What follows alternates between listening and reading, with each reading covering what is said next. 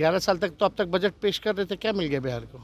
पूरी तरीके से बिहार के साथ सौतेला व्यवहार किया जा रहा है। अब कंपेयर कर लीजिए ना, गुजरात और बिहार को कितना मिला है। और आप जनता को जो है बेरहमी से जिस हिसाब से पिटाई की जा रही है, थाने में चले जाइए, ब्लॉक पे चले जाइए, घूसखोरी हो रही है। नमस्कार, आप देख रहे हैं दर्श न्यूज। मैं हूं आपके साथ रितेश शर्मा।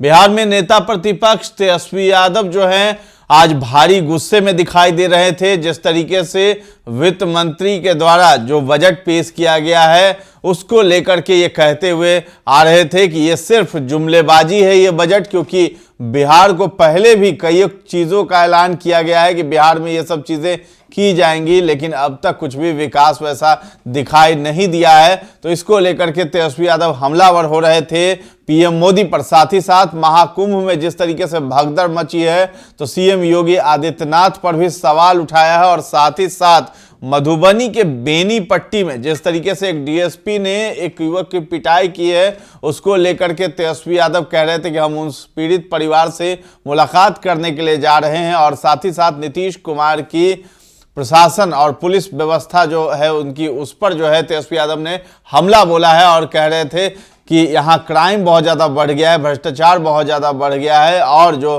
प्रशासन है वही लगातार आम लोगों की पिटाई कर दे रहा है। तो ये कहाँ से न्याय संगत है।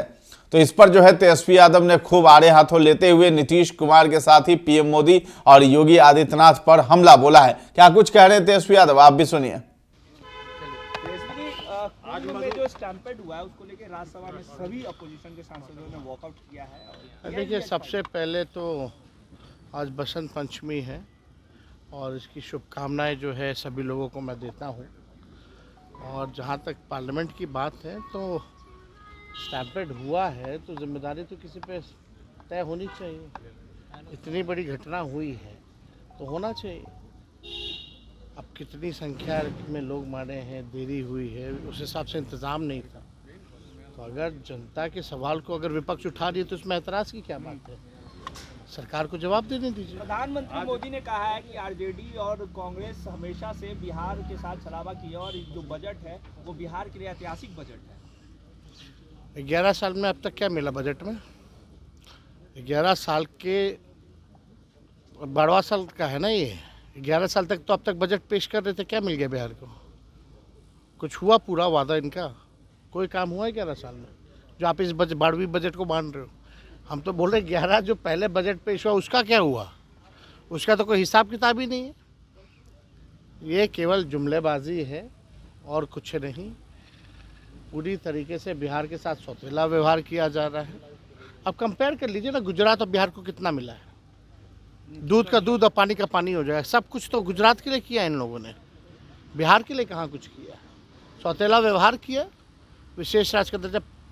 पहले भी पिछला बजट में अनाउंस था ना, लगभग 60,000 करोड़ के आसपास। कहाँ है उसका क्या हिसाब है? मिला कि नहीं मिला? मिला तो कहाँ खर्च हुआ? इसका हिसाब किताब तो बताना ही चाहिए लोगों को। तो देखिए, आज हम जो है मधुबनी बेनीपट्टी जो है वहाँ जा रहे हैं और जिस प्रकार से बेहद दर्दनाक घटना वहाँ हुई है, एक अल्पसंख्यक को जब पुलिस के डीएसपी ने, पुलिस वालों ने बहुत पिटाई की है, बिना कोई वजह के जो है पिटाई की गई है। इसलिए हम जा रहे हैं, पीड़ितों से हम लोग मिलने जा रहे हैं। और हम आपको बता दें, ये बेनीपट्टी में ये सिर्फ यही एक वारदात नहीं है। इससे पहले भी जो है बेनीपट्टी थाना क्षेत्र के बसेट क्षेत्र में कुछ महीने पहले राहुल कुमार झा को जो है थाने वालों ने सीमा के बाहर ले जाकर के खूब पीटा। ऑटो चालक मुन्ना झा जो है उसकी हत्या कर दी गई और लगातार जो है नामजद अभियुक्त जो है पुलिस अभी तक नहीं पकड़ सकी। धनौजा गांव में हरिमोहन झा की हत्या हुई। डीएसपी ने बयान दिया था कि इसमें शराब माफिया के लोग जो हैं वो मिले हुए हैं, संदेह था। और रिज़ल्ट जो है अभी तक कुछ हुआ नहीं है। और थाना के महज 3-4 किलोमीटर में ही जगत गांव है। 29 वर्षीय सुनील झा कंपाउंडर की हत्या हो गई। महीनों बाद भी पुलिस को कुछ नहीं मिला।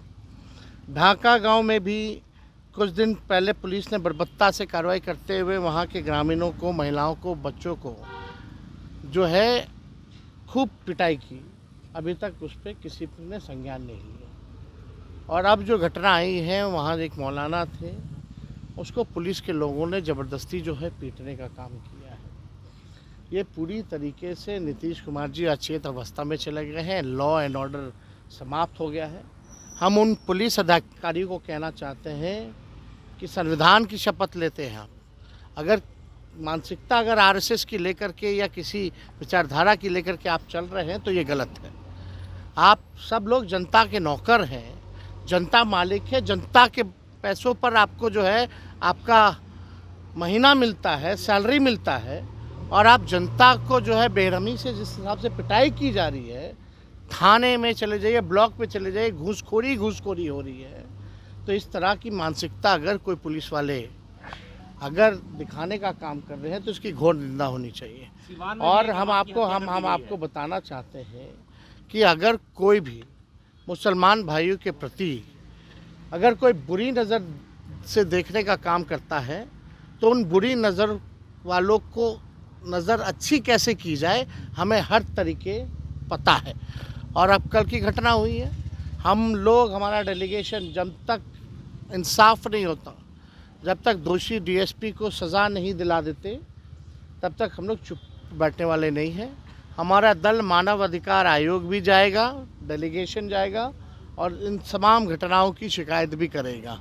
ये जिस प्रकार से बर्बरता से पीटा गया है, दर्दनाक घटना है। ये क्या मानसिकता फैली दिया है इन बीजेपी के लोगों ने। आप देखिएगा कि 20 सीटें आती हैं दरभंगा और मधुबनी में, 20 में से 17 जदयू और बीजेपी के एमएलए हैं। झंझारपुर, दरभंगा और मधुबनी के एमपी सांसद जो हैं वो पूरी तरीके से भाजपा के लोग हैं, एनडीए के लोग हैं। और वहाँ से जिस प्रकार से प्रशासन पे इन लोगों ने कंट्रोल कर लिया है, ये बेहद ही दर्दनाक बात है। अब इस तरह की मानसिकता अगर पुलिसों में अगर फैलाई जाएगी तो इसकी कितनी भी निंदा ही नहीं, बल्कि सत्ता में हम रहे ना रहे, हारे या जीते, अगर कहीं भी किसी के साथ भी अगर अन्याय होगा तो तेजस्वी लड़ने का काम करेगा। कहीं भी इस तरह की घटनाएं लगातार बिहार में हो रही हैं। लॉ एंड ऑर्डर के सवाल पर लगातार हम बुलेटिन जारी करते हैं। हम तो ये भी कहते हैं कि बिहार में एक दिन में कम से कम 500 राउंड गोलियां चलाई जाती हैं, लेकिन कार्रवाई किसी पे नहीं की जाती है। शकील साहब की बेटे ने सुसाइड की है। तो हमको अभी दुखद सूचना जो है अभी प्राप्त हुई है। हम देर शाम जो है वापस लौट के मुलाकात करने जाएंगे। तो आपने सुना, नीतीश कुमार पर हमलावर हो गए तेजस्वी यादव और उन्होंने कहा है कि हम सत्ता में रहें या न रहें, लेकिन हम गलत नहीं होने देंगे। बिहार में जहां कहीं भी क्राइम और भ्रष्टाचार की घटना होगी, अनियमितता बरती जाएगी, तो उस पर हम हमेशा आवाज उठाते रहेंगे और नीतीश सरकार को हम गिरा करके रहेंगे। तो फिलहाल इस खबर में इतना ही है। दर्श न्यूज के साथ बने रहें और अभी तक हमारे चैनल को आपने सब्सक्राइब नहीं किया है तो जरूर कर लें। धन्यवाद।